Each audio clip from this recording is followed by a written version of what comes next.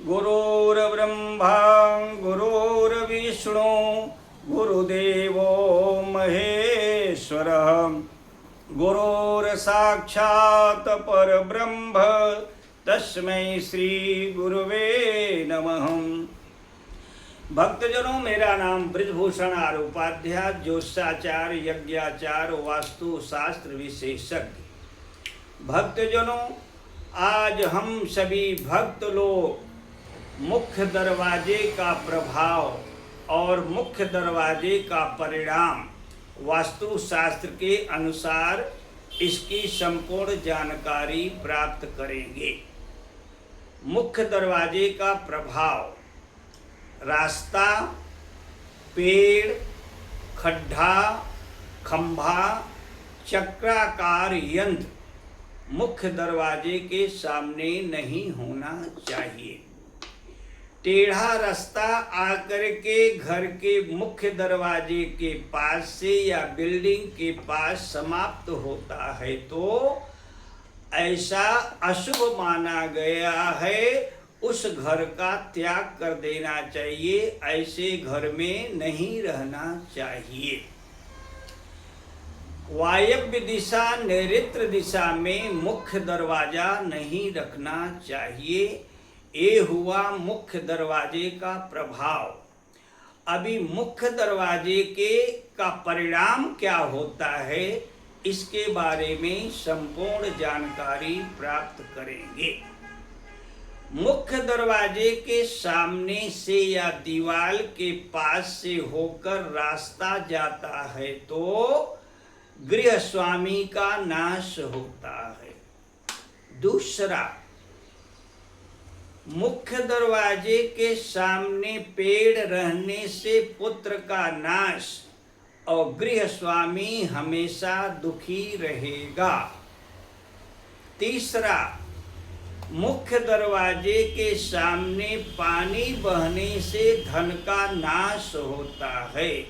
चौथा, मुख्य दरवाजे के सामने गड्ढा होने से रोग की वृद्धि होती है।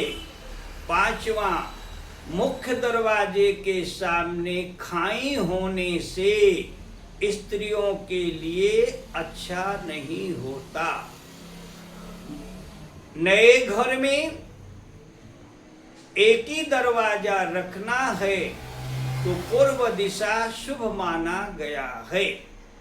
नए घर के नए मुख्य दरवाजे के सामने मंदिर होने से महाविनाश होता है, इसलिए मुख्य दरवाजे के सामने कभी मंदिर नहीं होना चाहिए। अगर मुख्य दरवाजे के सामने मंदिर है तो उस मंदिर की प्राण प्रतिष्ठा कहीं और करा दीजिए, नहीं महाविनाश होने की संभावना होता है। घर के सामने खाई होने से स्त्रियों के लिए अच्छा नहीं होता। अगर नए घर में एक ही दरवाजा रखना है तो पूर्व दिशा शुभ माना गया है। नए घर में 2 दरवाजा लगाना है तो पूर्व दिशा और पश्चिम दिशा शुभ माना गया है। सीढ़ी है तो ऊपर नीचे के दोनों दरवाजे एक जैसा रहेगा तो अनेक प्रकार के संकटों का सामना करना पड़ेगा। इसलिए नीचे के दरवाजे से ऊपर का दरवाजा 1.5 फुट छोटा होना चाहिए। भक्तजनों, कोई व्यक्ति जमीन के नीचे भी दरवाजा बनाते हैं। जमीन के नीचे अगर दरवाजा होगा तो आदमी दुखी और दुराचारी हो जाएगा, इसलिए जमीन के नीचे कभी भी दरवाजा नहीं बनाना चाहिए। चौखट 3 प्रकार का होता है। लकड़ी का चौखट, सफेद मार्बल का चौखट और हरा मार्बल का चौखट। ये 3 ही चौखट शुभ माने गए हैं। काले रंग के मार्बल का चौखट नहीं लगाना चाहिए।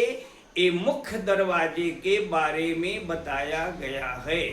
लैट्रिन बाथरूम का चौखट अगर काले कलर का है तो उसका दोष नहीं लगता। अगर सफेद मार्बल का आपका चौखट है तो एक स्टिकर आता है जो दिवाली पर लगाते हैं, लक्ष्मी माता के चरण का चिन्ह रहता है, छोटे छोटे ओम स्वास्तिक रहते हैं। उस स्टिकर को लगा करके आप सफेद मार्बल के चौखट पर लगा देंगे तो जल्दी गंदा नहीं होगा। बगैर चौखट लगाए वास्तु पूजन नहीं होता।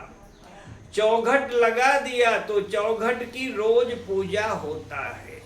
हल्दी कुमकुम मिला करके उसको गीला कर लीजिए।